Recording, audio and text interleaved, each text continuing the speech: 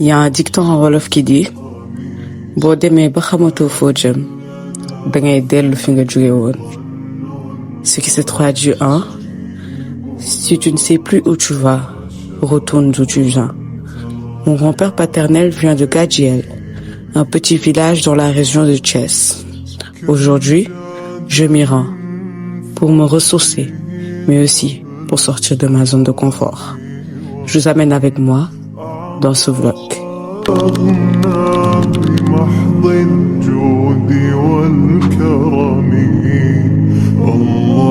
Bon, coucou les gens, j'espère que vous allez bien. Moi ça va super. On va procéder au rangement parce que je veux pas ce qui m'est arrivé à Touba m'arrive encore ça. Touba, j'ai attendu à la dernière minute pour ranger.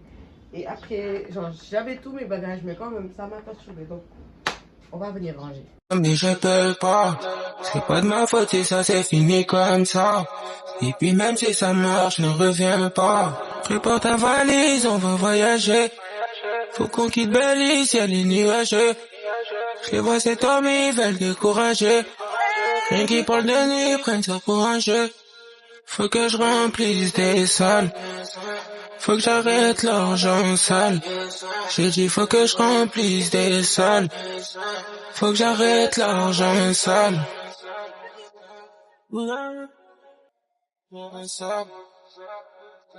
Pour rien, on se sépare. Tu veux test, mais tu peux pas. Faut la même carrière que t'as vu que t'as. Tu veux que je reste, mais je peux pas. Te faire du mal, ça je peux pas. Tu veux de moi, mais je peux pas. C'est pas de ma faute si ça s'est fini comme ça. Et puis même si ça marche, ne reviens pas. Bon, là, je dois sortir. C'est pour ça que j'ai décidé de les faire aujourd'hui, tout de suite. Comme ça, si je rentre, parce que je rentre tard et on part vers Fadj. Donc, ça, au moins, c'est quelque chose de fait. Bon, je vais partir me laver et me préparer parce que je dois sortir. À demain ou à tout à l'heure, je sais plus. Bref, il est tard. Actuellement, il est minuit. Donc, je suis restée à scroller sur mon téléphone. Et aussi à terminer mon planeur. Parce que je vais commercialiser un planeur. Et ça fait des semaines que je bosse dessus. Donc, je venais de finir le planeur. Et aussi de tout revérifier. De traduire ça en PDF et tout ça. Donc, j'étais trop fatiguée. Il ne me reste plus qu'à imprimer le planeur, Inch'Allah. Et venez acheter. Vraiment, chaque fois, vous, les gens de YouTube. Chaque fois, je vous dis venez acheter. Vous venez pas acheter. C'est les autres qui achètent. Venez acheter.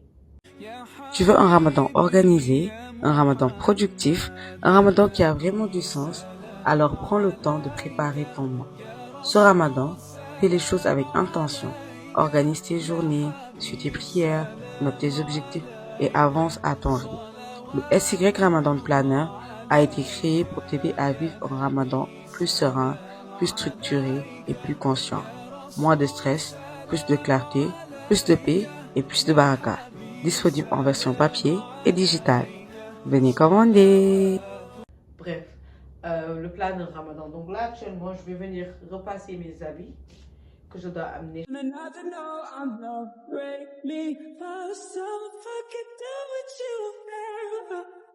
So say the X and O's on another no, I'm close. Yeah. So say the X and O's on another no. 1h27. Voilà l'heure qu'il est. Je viens à peine de finir de repasser les habits. Attendez, je vous montre, j'ai envie de dormir. Demain, je dois me lever vers 6h, 5h, quelque chose comme ça. Et j'ai repassé tout ça. Pour vous, c'est rien, mais pour moi, c'est beaucoup de choses.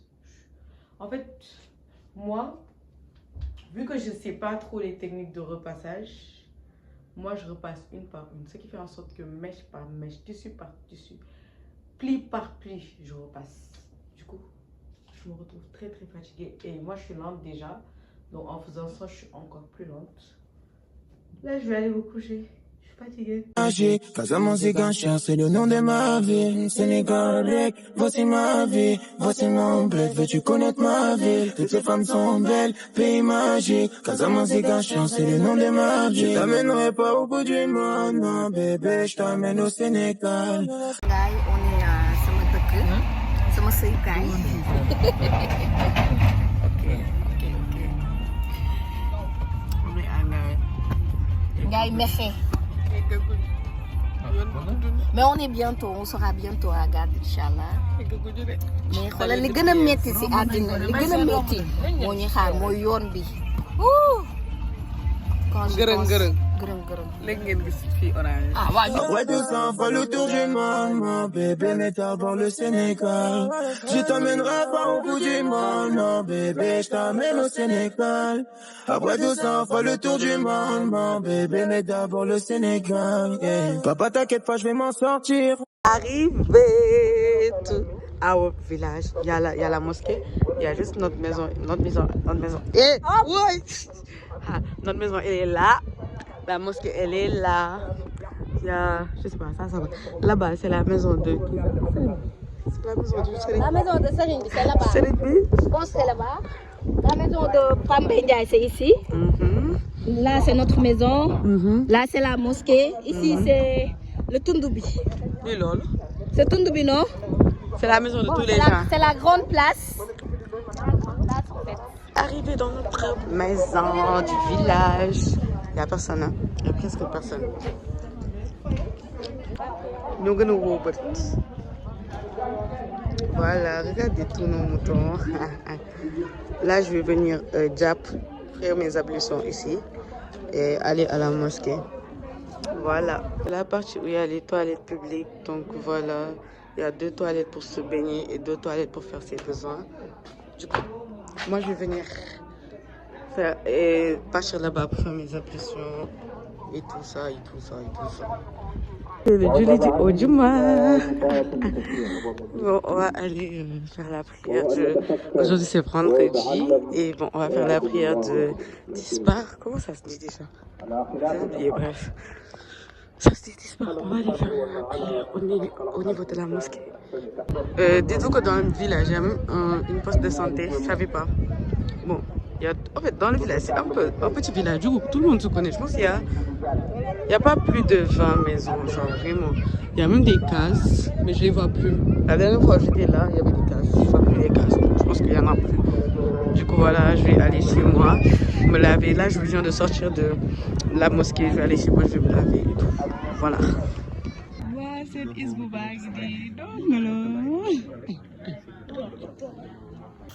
J'ai les lèvres jersey parce qu'il fait chaud ici.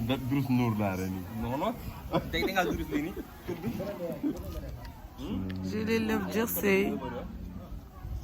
Il fait chaud. J'ai plus les lèvres jersey, j'ai les lèvres lisses, douceur. Douceur. Kaay leen ma wan leen sama outfit day sama robe bi dafa rafet sama col bu rafet bi sama tonton bi moo ma ko jëndal la waaw. C'est joli. Waaw merci. Ay et sama micro bi laa fàtte sax waxee. xoolal sa micro du fi génn yow bu soobee. micro bi damay xaar ba suba. Kaay leen ma wan leen asafla Kende Brume Kende bi. soxna Xadi moo ko moom mais maa ngi fi gis. mais loolu parce que lii mu àdduna la. waaw am naa parfum mais parfum gros la. àdduna aqua fraîche mais dafa xaw. àdduna amul solo. waaw instant yi je suis trop belle maa ngi dem def ay photo yu rafet après ma posté ko si sama Instagram. fàtte naa sama bisu yi.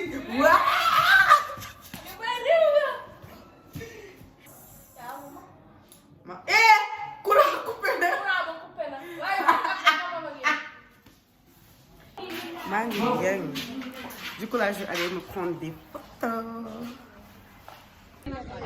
Je vous présente kii sama wujju la mu ngi nii deuxième femme la jëkkëram man lay génnal kii sama mag la sa jëkkër man lay génnal sa jëkkër laa génnal. Bon, je vais vous montrer ce que j'ai porté aujourd'hui. Une robe très belle. Vous connaissez la fille du village, c'est moi. Je suis très belle. Tout le monde me regarde, mais je m'en fous, je ne suis pas à Dakar. Je me suis changée parce que, tout simplement, j'avais porté les habits juste pour me prendre en photo parce qu'il fait tellement chaud ici. Et je te jure, à Dakar, j'ai pas cette aisance de filmer. Mais ici, je sais que les gens me verront jamais. C'est un village où je viendrai jamais. Du coup, qu'est-ce que je veux dire déjà? Ici, il fait chaud. En plus, il n'y a pas de réseau. J'ai acheté une connexion, mais ça passe à oui, ça m'a dit. Bref, je reprends. Coucou les gens, j'espère que vous allez bien. Donc là, je suis venue dans la voiture pour vous parler. Et Julie Gomata-Kusan. Bref, je vous disais, Nana est là en réalité. Mais ici, il fait extrêmement chaud. Déjà, moi, je suis quelqu'un, genre mon cou, je fais tout pour que ça ne se voit pas. Et mes mains, mais là, Dieu va me pardonner, sérieusement. Il fait extrêmement chaud. Genre, j'avais, comment dire, j'avais un habit, c'était pas genre un habit qui faisait chaud. Je sais pas comment expliquer ça, mais c'était longue manche. J'ai mis ça, j'ai failli mourir, j'ai enlevé. De toute façon, on est entre famille en soi, genre dans la maison, on est entre famille, donc ça va. Mais y'a le nambal, Inch'Allah. Du coup, j'ai juste porté une courte manche. Bon, je vais pas montrer sur YouTube quand même, et je pense que je vais flouter mon cou, je sais plus. Et voilà, et un pantalon. Là, il fait extrêmement chaud. Alors que moi, de base, quand je venais, on m'avait dit qu'il allait faire froid. Donc, j'ai prévu des habits de froid. C'est quoi ces dingueries? J'ai juste mis l'habit pour prendre des photos. J'ai même pas mis l'habit 20 minutes. Hein. J'ai pris des photos. C'est fini. J'ai enlevé. Tout le monde me disait, ouais, là, vous m'avez vu porter ça avec cette chaleur. Après, j'ai mangé du tchèp. C'était trop bon. J'ai mangé du tchèp au Djaga. C'est trop bon. Bref, on est là jusqu'à dimanche. Et dimanche, je veux jeûner. Mais avec cette chaleur, mais je pense que je vais jeûner. Mais en fait, je sais pas, j'hésite. Parce que je me dis, en soi, si je jeûne, déjà, il fait chaud. En plus, je dois voyager parce que je dois retourner à Dakar. Ça va être chaud. Mais quand même, on va voir ce qui va être, en fait. Du coup, voilà. Là, je vais retourner dans la chambre, me coucher parce qu'il fait chaud, vraiment. Ou bien juste venir sous l'arbre là, parce que sous l'arbre ça fait froid. Genre actuellement je suis sous l'arbre. Genre la voiture est égarée sous l'arbre. Donc il fait frais. Je sais plus, bref. L'habit j'ai porté. Je sais plus. Actuellement, je viens de finir ma prière de Takosa.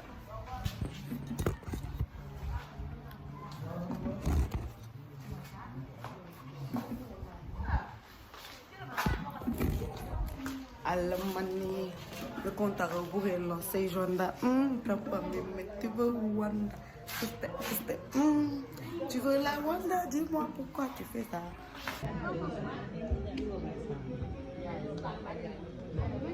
Actuellement, le coucher du soleil, il est tellement beau, genre. Là, je suis en train de dégueuler dans le village. Parce que je me souviens, j'ai dans le village. Le coucher du soleil. Il commence à être frais un peu. Donc les gens, actuellement, il doit faire 20 h, je pense. 19-20 h. J'ai dormi pendant... Non, il doit faire 21 h, je sais plus. J'ai pas vu l'heure, mais il doit se faire tard. J'ai dormi pendant 2-3 heures de temps. Du coup... Bon, en réalité, les 21 h 17, je sais pas si vous m'entendez, il y a du Coran, je pense, je sais plus ce qui se met en fond. Du coup, là, je viens de me réveiller, je suis très très fatiguée. Je suis brossé les dents et tout ça. Je vais aller me balader. Après, on va prendre le dîner. Est-ce qu'on peut parler du fait que quand tu finis de faire ta prière, tu es soulagé? Là, je suis soulagée. Moi, je me suis dit, sans un ben crainte parce que Julie n'a pas le dîner.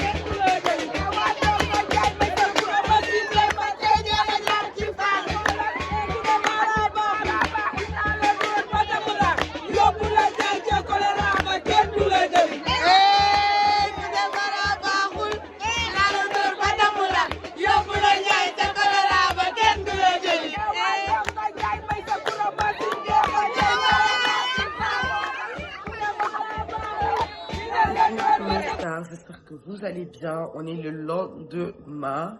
Je viens à peine de me réveiller, genre je me suis réveillée, je me suis brossé les dents, je me suis lavé le visage et tout. Du coup là je vais sortir, je suis pas encore sortie pour voir ce qu'il y a à manger. Genre je sais déjà parce que sinon on a fait ça, genre on avait prévu ça. Donc je vois si c'est prêt ou pas. Après si je finis, je me lave, je m'habille et tout ce qui va avec. Je suis très fatiguée, hein. Je suis très fatiguée.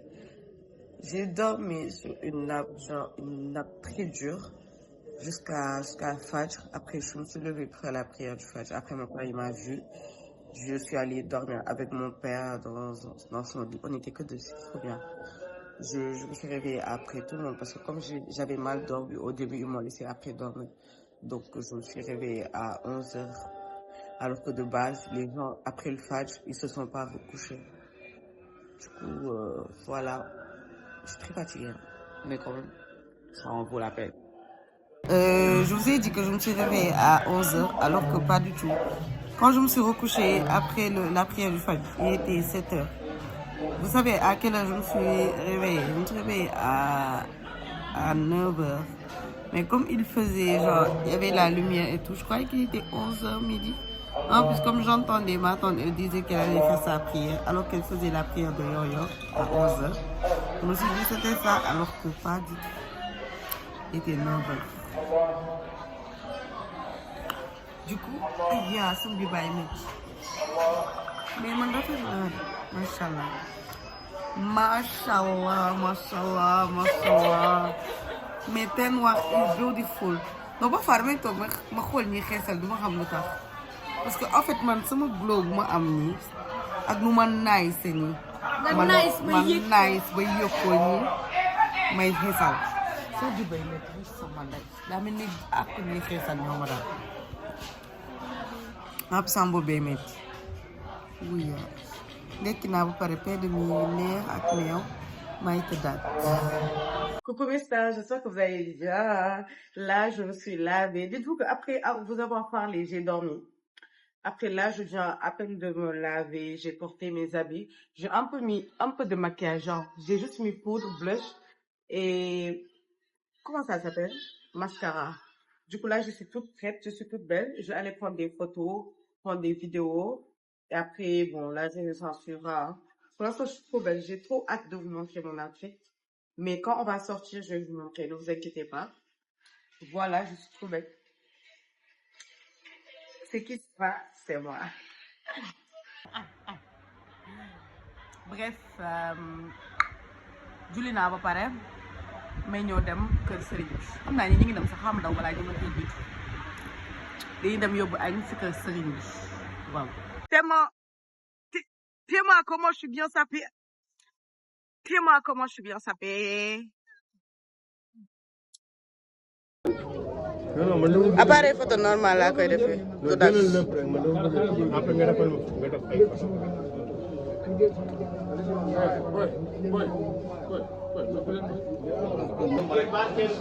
loolu daal moo ñu fi indi woon tey. loolu daal moo ñu fi indi woon tey. lu ci yàqu. ci kàddu yi. ci man la. waaye lu ci jub. ci sa mbaax la. ak barke ñi fi toogal. fiitukum xayran. wa fiitukum saran. wa kullu aamin. wa antum bi alfi xayrin.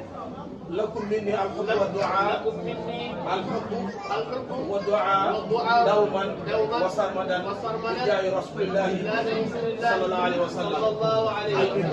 الميكروفون بين يديك يا شيخنا يا جدنا يا أبانا شيخ مرتضى حياك الله ونصركم ما شاء الله وإلى اللقاء والسلام.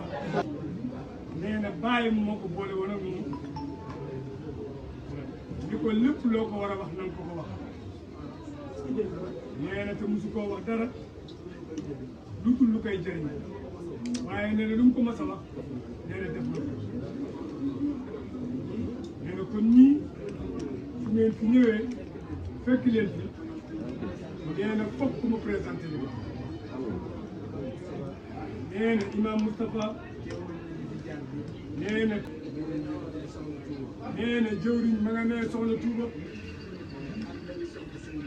ànd ak soxna Seynabou Mbaye nee na démb nag nee na bu mu jullee ci jumaa ji nee na da koo gis nee na gis màgget nee na gis tuuba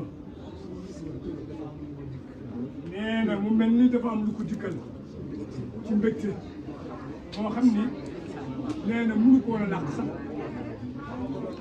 nee na comme ko doon waxee sax nee na du place waaye foofu rek la ko dikkal nee na foofu la ko wax nee na bu leen mayee wér nee na mu yokk seen kattan ndax nee na yéen seen kattan nee na dafa bokk ci doole ndax nee na lépp lu ko nee na yéen a nga ci nee na mi ngi leen di ñaanal bu baax nee na ñii doon jël kàddu nag nee na yéen seeni goro lañu nee na ñoo jox sëñ Fàllu mii soxna di doomam yàlla moo ko def nee na moom mii nag mag ñii nag lu ñu am ci yonent bi lañ ko jaare ba yegg ci foo xam ni yonent bi mënatu leen a baare seen diggante ak seeni borom mu ubbil leen nee na loolu nag moo indi ay bëy yu xaw a nuroo lool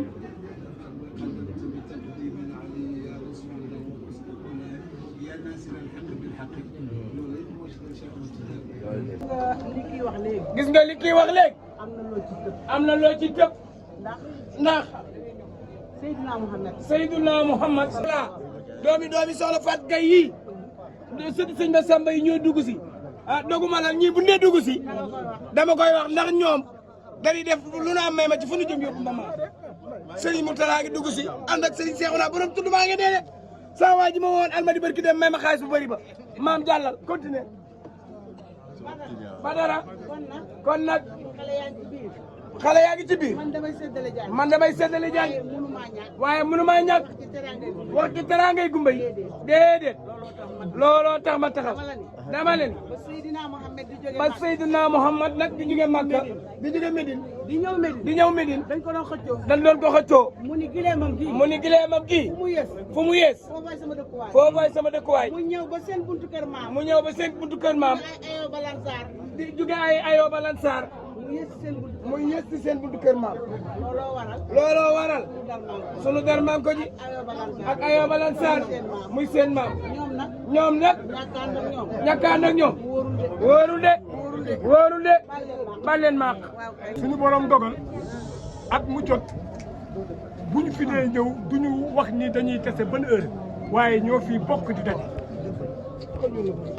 nga xamante ni loolu kenn xamul lu mu doon bu ñu dugg see ñu fekk si leen wala bu ñu dugg see ñu fekk si leen su ma leen fi masaan a fekk dañuy wax ni bala ñuy génn kàddu dañ leen di bàyyi ñoom ba ñu jébbal seen i yëf ba yoppi ndax yëpp benn la waaye tey nag moom du demee noonu ndax booba dañ daan ànd maam doon suñu xalifa ànd ak moom tey nag dañoo ànd ak suñuy ndey ñu jur maam jur ñu te doom du jiitu doom du jiitu ndey waaye nag ñoom seen lépp a nga ne ñu bokk lépp sëriñ bi nee na looloo tax rek ñu agsi fii di la wax ne leen rek yegsi nañu ngir lii ñu la doon jébbal ci ndigalal ñi ñu àndal muy Abdou Samb mi mu àndal Gumba Ndiaye ak Serigne Mbacke ak mbokk bu ñu àndal ak mbooloo yëpp ak suñu yaay yu baax yi.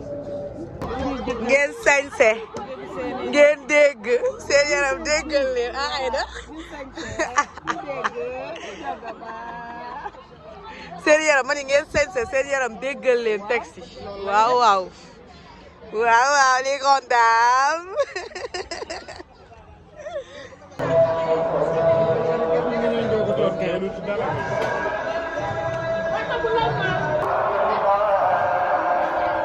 J'ai enlevé mon maquillage.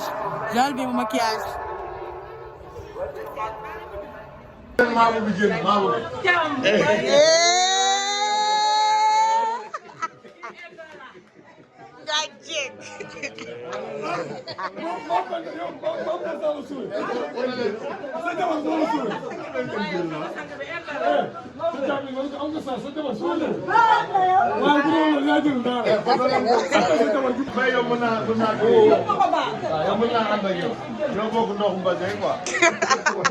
waa gars yi ku ngeen àndal.